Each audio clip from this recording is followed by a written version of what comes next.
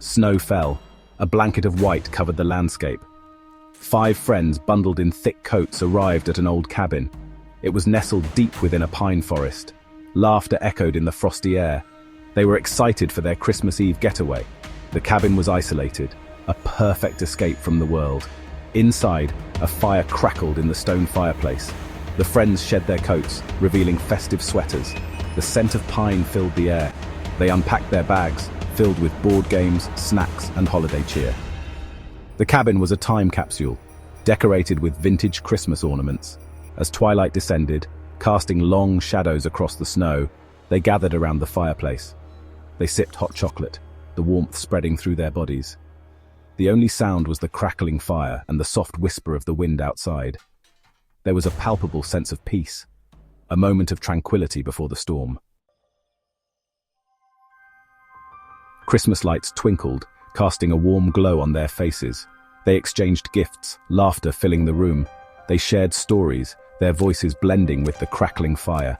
As the night deepened, they decided to tell ghost stories. A chill ran down their spines. The isolation of the cabin added an eerie layer to their tales. One friend, Emily, mentioned a local legend. It was about a killer dressed as Santa Claus. A shiver went down her spine as she spoke. The others listened intently, a mix of amusement and apprehension on their faces. The legend spoke of a Christmas Eve massacre years ago, the victims found in a similar cabin. Their deaths gruesome and unexplained. They say he comes when the snow falls heaviest, Emily whispered, her eyes wide. The wind howled outside as if on cue. The others laughed nervously, trying to shake off the unsettling feeling that crept in with the story. Little did they know the legend was about to become their reality.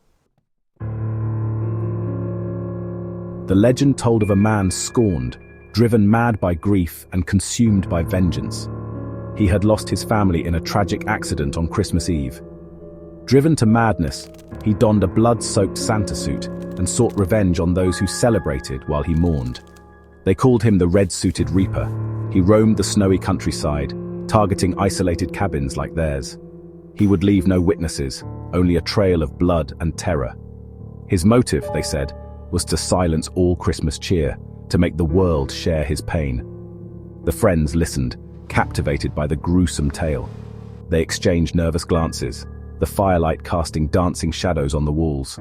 The wind howled outside, rattling the windows, adding to the eerie atmosphere. The legend, though terrifying, seemed like nothing more than a campfire story, a figment of someone's imagination. But as the night wore on, doubt began to creep in. The storm raged outside. The wind howled like a banshee, shaking the cabin to its core. Suddenly the lights flickered and died, plunging them into darkness. A collective gasp filled the room. Fear tightened its grip. One of the friends, Jake, tried the light switches, but to no avail. "Must be the storm," he said, his voice betraying a hint of unease. They fumbled for their phones, flashlights illuminating their worried faces. The storm had knocked out the power. They huddled together, the darkness pressing in on them, amplifying every creak and groan of the old cabin. John, the level-headed one, volunteered to check the fuse box. He grabbed a flashlight and headed to the basement. Minutes stretched into an eternity. They waited for John's return, their anxiety growing with every passing second. Just when their fear peaked, they heard a muffled thud from the basement. Then, silence. The silence was more terrifying than the storm raging outside. Panic surged through the group. They called out for John, their voices trembling. There was no answer, only the relentless howling of the wind, grasping whatever they could find as weapons, a fire poker, a heavy bookend. They cautiously made their way to the basement door. The air grew cold, sending shivers down their spines. As they creaked open the basement door, a chilling sight met their eyes. John lay sprawled on the floor, his eyes staring vacantly at the ceiling. A pool of blood spread around him, staining the snow that had blown in from the open basement window. And standing over him, a dark silhouette against the stormlight, was a figure in a blood-soaked Santa suit. A collective gasp escaped their lips. Terror, raw and primal, seized them. The figure turned, its face hidden in the shadows of the Santa hat. But in that brief moment, they saw it, a glint of metal, the flash of a blade. Then, the figure lunged.